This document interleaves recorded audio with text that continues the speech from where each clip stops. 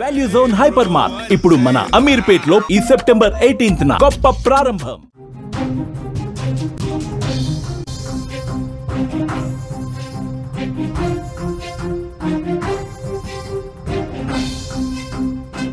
Big breaking news చూస్తున్నాం. హైదరాబాద్ లో భారీ వర్షం కుమ్మేసింది. ఏకధాటిగా 3 గంటల పాటు వర్షం పడింది. ముంపుకు గురైపోయాయి లోతట్టు ప్రాంతాలన్నీ కూడా. కుండపోత వర్షంతో ప్రజలు నానా అవస్థలు పడ్డారు. నదుల్లా మారిపోయినాయి, చెరువుల్లా మారిపోయినాయి. రోడ్లు మొత్తం వాహనాలు కూడా కొట్టుకుపోయిన పరిస్థితి ఉంది చాలా ప్రాంతాల్లో. ఇళ్లలో కూడా భారీగా వరద నీరు వచ్చేసింది. హైదరాబాద్లో గత రాత్రి పరిస్థితి చూస్తే నరకం అంటే ఇదేనేమో అనిపించే విధంగా ప్రకృతి ప్రకోపాన్ని చూపించింది. హైదరాబాద్ నగరంపై మరొకసారి భారీ వర్షం ముంచెత్తినటువంటి పరిస్థితి. ఆకాశానికి చిల్లు పడింది అన్నట్లు మేఘాలు ఒక్కసారిగా గుద్దుకొని బద్దలైపోయి వర్షం కురిసిందా అన్న స్థాయిలో కుండపోత వర్షం అతలాకుతలం చేసేసింది.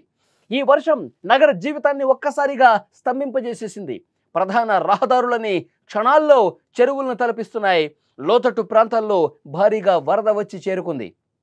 వాహనదారులు, ప్రజలు తీవ్రంగా ఇక్కట్లు పడ్డారు. రాత్రిపూట నిద్రలేని రాత్రులు గడిపారు హైదరాబాద్ జనం. నిన్న రాత్రి 8 గంటల నుంచి 11 గంటల వరకు నాన్ స్టాప్ 3-4 గంటల పాటు బిగిన కురిసినటువంటి వర్షంతో నగర ప్రజలు అల్లాడిపోయారు.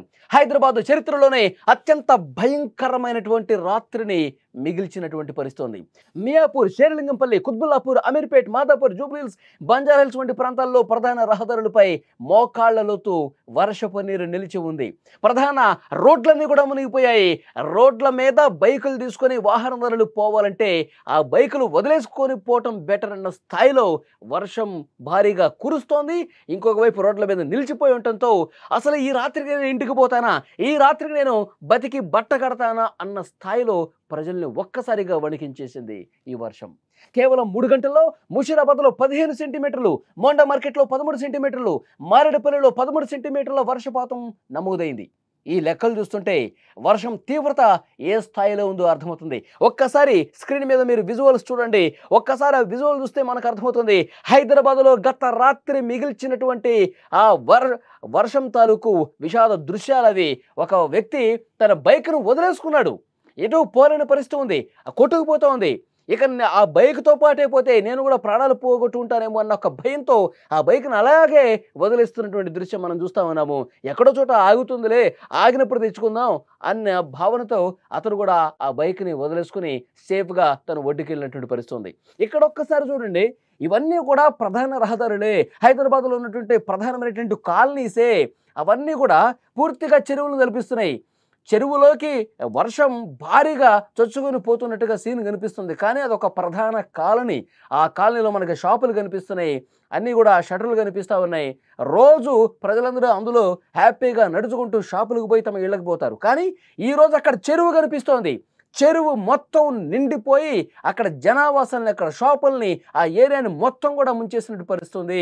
బైకులు కొట్టుకుపోతున్నాయి, ఇక మనుషులే కొట్టుకుపోతున్నారు. ఇక్కడ చూడండి, ఒక్కసారి మనుషులు ఒక్కసారిగా అతన్ని కాపాడుతున్నారు. నీ బైక్ పోతే పోయింది, ముందు నువ్వు బతుకు, నువ్వు సేఫ్గా ఇటు రా అని చెప్పి అతన్ని కాపాడి ఇక్కడ షాప్ లోపలికి తీసుకొస్తున్నటువంటి దృశ్యం అది. హైదరాబాద్లో గత రాత్రి ఎక్కడ చూసినా ఇలాంటి దృశ్యాలే కనిపించినాయి.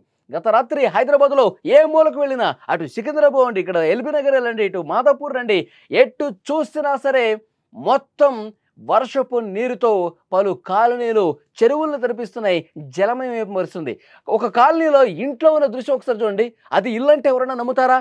ఇదొక చెరువు, చెరువులో ఇల్లుందా అన్న స్థాయిలో అక్కడ వర్షం నీరు ఏ విధంగా నిలిచిపోయింది చూడండి. అవన్నీ కూడా ఇళ్ళు ఏ విధంగా మునిగిపోయినాయి. మొత్తం నడుములోతు నీళ్ళు వచ్చేసినాయి. ఇంట్లోకి వాటర్ వచ్చేసింది. ఇల్లు మొత్తం మునిగిపోయింది. ఇంట్లో ఉన్న వస్తువులన్నీ తడిసిపోయాయి. అంత భారీ వర్షం నరకం చూసిన పరిస్థితి.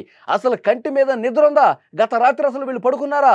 వాటర్ మొత్తం ఇంటిని ముంచేసి ఇంటి లోపల ఒక చెరువులాగా వాటర్ మనకు కనిపిస్తోంది. చూడండి, ఇంట్లో ఉన్న సామాగ్రి మొత్తం ఏ విధంగా వాటర్లో తేలియాడుతున్నాయో. రాత్రి అసలు వాళ్ళు పడుకుని ఉంటారా? ఇంత దారుణంగా వర్షం పడింది. మొత్తం ఇంట్లో ఉన్న సామాన్లు మొత్తం చెల్లాచెదిరిపోయాయి. ఇంట్లో ఉన్న బీరువాలు కావచ్చు, ఫర్నిచర్ కావచ్చు, మొత్తం మునిగిపోయాయి. ఇంటి బయట పెట్టుకున్న వాహనాలు మొత్తం కొట్టుకుపోయాయి. మొత్తం కట్టు బట్టల మీద వాళ్ళందరూ కూడా బయటకు వచ్చేసి ప్రాణాలు కాపాడుకున్న పరిస్థితి ఉంది. ఇక్కడ చూడండి, ఇంట్లో నడుములోతు నీరు ఆ కాలనీని ముంచేసి ఇంటి లోపలకు కూడా వచ్చేసిందంటే ఎంత భయంకరంగా పరిస్థితి ఉంది. హైదరాబాద్లో చాలా కాలనీల్లో గత రాత్రి ఇదే విధమైనటువంటి నరకం కనిపించింది. మొత్తం మునిగిపోయిన పరిస్థితి ఉంది.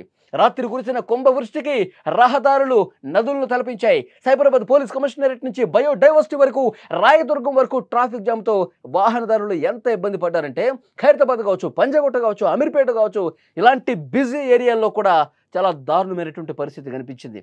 వాహనాలు ముందు కదలక కొన్ని గంటల పాటు సిగ్నల్స్ దగ్గర వేచి ఉన్న పరిస్థితి ఉంది.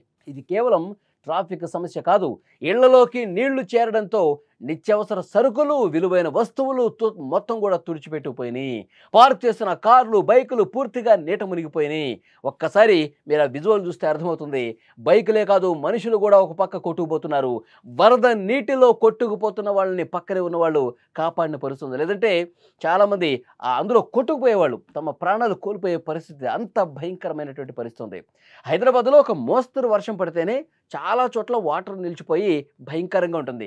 అయితే క్లౌడ్ బర్స్ట్ కురిస్తే, ఒక్కసారిగా మేఘ విస్ఫోటనం జరిగితే, ఆకాశానికి చిల్లు పడింది అన్నట్టుగా 3-4 గంటల పాటు ఏకధాటిగా వర్షం పడితే హైదరాబాద్ పరిస్థితి ఏంటి? గత రాత్రి అదే జరిగింది. ఈ మధ్యకాలంలో క్లౌడ్ బర్స్ట్ ఎక్కువగా జరుగుతోంది. ఉత్తరాది ఏ విధంగా ముంచేసిందో మనం చూసాం.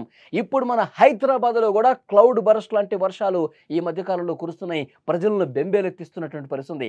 ఒక గంటలోనే 20 సెంటీమీటర్ల వర్షపాతం నమోదవుతుందంటే ప్రజలు ఇంకా బతికే పరిస్థితుందా?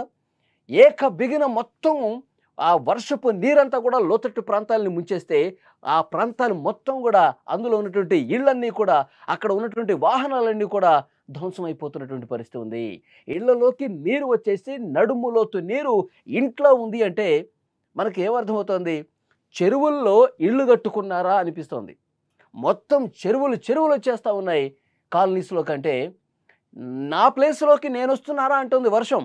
నా వర్షపు నీరు నా ప్లేస్లోకి నేను వస్తున్నా, మీరు అడ్డం ఉన్నారని చెప్పి మాట్లాడుతున్న పరిస్థితి ఉంది. కాబట్టి చెరువుల్లో ఏమన్నా కాలనీలు వచ్చినాయా? చెరువుల్ని కబ్జా చేసి ఈ విధంగా నిర్మాణాలు చేశారా అని కూడా డౌట్ వస్తూ ఉంది. చాలా కాలనీల్లో ఇలాంటి సిచ్యువేషన్ కనిపిస్తోంది. భారీగా వరద నీరు నిలిచిపోయి రోడ్డు పూర్తిగా చెరువులా మారుతోంది. మోకాళ్లలోతో నీళ్లలో కార్లు, బస్సులు ముందుకు కదలలేకపోతున్నాయి. ప్రధాన కాలనీస్లో కూడా అండి, పంజాగుట్ట కావచ్చు, ఖైరతాబాద్ కావచ్చు, అమీర్పేట కావచ్చు, మూసాపేట కావచ్చు, ఎస్ఆర్ నగర్ కావచ్చు, ఇలాంటి ప్రధాన జంక్షన్లన్నీ కూడా మెట్రో స్టేషన్స్ దగ్గర మొత్తం మోకాళ్లలోతో నీరు చేరిపోయి వాహనాలు ముందుకు కదట్లేదు. అది బస్సు కావచ్చు, ఎంత హెవీ వెహికల్ అయినా సరే ఎక్కడ గుంతుందో తెలియదు, ఎక్కడ మ్యాన్హోల్ ఉందో తెలియదు. వాహనదారులు చాలా నరకం చూస్తున్న పరిస్థితి. సేఫ్గా వర్షం కొద్దిసేపు ఆగితే బాగుండు, వరుణదేవుడా కొద్దిసేపు వర్షం ఆగితే బాగుండు, నేను సేఫ్గా ఇంటికి వెళ్ళిపోతాను అని మనసులో తలుచుకున్నాడంటే పరిస్థితి ఎంత భయంకరంగా ఉందో. గత రాత్రి కురిసిన వర్షం హైదరాబాద్ వాసుల్ని ఏ విధంగా వణికించిందో కూడా అర్థమవుతుంది. ఒక్కసారి ఆ దృశ్యాలు చూస్తే మనకు అర్థమవుతుంది ప్రజలు ఎంత బాధపడ్డారో, ఎంత నరకం చూశారో. ఒక్కసారి ఆ విజువల్ చూస్తే అర్థమవుతుంది. ఒక కాలనీ, 2 కాలనీలు కాదండి, చాలా ప్రాంతాల్లో కూడా రాత్రి ఇదే సిచ్యువేషన్ ఉంది. మొత్తం భయపడిపోయారు. ఈ నీటి ప్రవాహంలో ఎవ్వరూ కూడా ముందుకు కదలలేని పరిస్థితి ఏర్పడింది. చాలా కుటుంబాలు వాళ్ళు నిద్రలేని రాత్రులు గడిపిన పరిస్థితి. సో డెఫినెట్గా ప్రస్తుతం ప్రభుత్వ యంత్రాంగం స్పందిస్తోంది, అధికార యంత్రాంగం స్పందిస్తున్నారు. ఎక్కడ వాటర్ నిలిచిపోయిందో అక్కడ మొత్తం కూడా పరిస్థితిని మళ్ళీ చక్కదిద్దే ప్రయత్నం చేస్తున్నారు.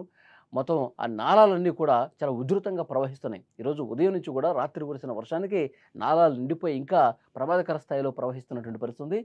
సో అధికార యంత్రాంగం చెప్తా ఉన్నారు వర్షాలు ఇంకా ఉన్నాయి, కురిసే అవకాశం ఉంది. కాబట్టి డెఫినెట్గా మన జాగ్రత్తలో మనం ఉండాలి. వర్షం పడేటప్పుడు ఎవరు కూడా బయటకు రావద్దని చెప్పి చాలా స్పష్టమైనటువంటి హెచ్చరిక జారీ చేసిన పరిస్థితి. ఈరోజు ఉదయం నుంచి కూడా మానిటరింగ్ బృందాలన్నీ కూడా అధికార యంత్రాంగం ఆదేశాలతో పూర్తి స్థాయిలో అక్కడ చేస్తూ ఉన్నారు. నిలిచిపోయిన వాటర్ని మళ్ళీ పంపిస్తూ ఉన్నారు. ఎక్కడైతే ఇబ్బంది పడ్డారో, ఎక్కడైతే కాలనీస్ పూర్తిగా మునిగిపోయి అక్కడ ఇళ్లలోకి వాటర్ వచ్చేసిందో అక్కడ కొంత సెటరేట్ చేసే పరిస్తున్నారు అధికారులు. వాళ్ళకి జరిగినటువంటి నష్టాన్ని కూడా అంచనా వేసే పరిస్థితి ఉంది. కాబట్టి ప్రజలందరూ కూడా చాలా జాగ్రత్తగా ఉండాల్సిన అవసరం ఉంది. ముఖ్యంగా లోతట్టు ప్రాంతాల ప్రజలు వర్షపు నీరు భారీగా అటువైపు వస్తుంటే అధికారులకు సమాచారం ఇవ్వండి. ఇంకా అక్కడ ఉండలేని పరిస్థితి ఉంటే వెంటనే అధికారులు మిమ్మల్ని సురక్షిత ప్రాంతాలకు తీసుకెళ్లే అవకాశం ఉంది. సో డెఫినెట్గా క్లౌడ్ బర్స్ట్ లాంటి సిచ్యువేషన్స్ వచ్చి ఏకధాటిగా కొన్ని గంటల పాటు వర్షం కురుస్తున్నటువంటి సమయంలో చాలా అంటే చాలా అప్రమత్తంగా ఉండాల్సిన అవసరం ఉంది. మొన్న కూడా మనం చూసాం, ముగ్గురు చనిపోయారు. ఒకే రోజు ఇక వర్షం వల్ల, విపరీతంగా కురిసినటువంటి వర్షం వల్ల ఒక దగ్గర గోడ కూలి చనిపోయాడు. ఇంకొకరు ఇద్దరు నాలలో మామ అల్లుళ్ళు కొట్టుకుపోయి గల్లంతైనటువంటి పరిస్థితి ఉంది. సో ఇలాంటి సిచ్యువేషన్ ఉంటుంది కాబట్టి హైదరాబాద్లో ముఖ్యంగా లోతట్టు ప్రాంతాల్లో ప్రజలు మరింత అప్రమత్తంగా జాగరూకతతో ఉండాల్సినటువంటి అవసరాన్ని ఇలాంటి క్లౌడ్ బర్స్ట్లు చూపిస్తున్నటువంటి సిచ్యువేషన్ ఉంది. ఆల్వాల్ అవసరమా?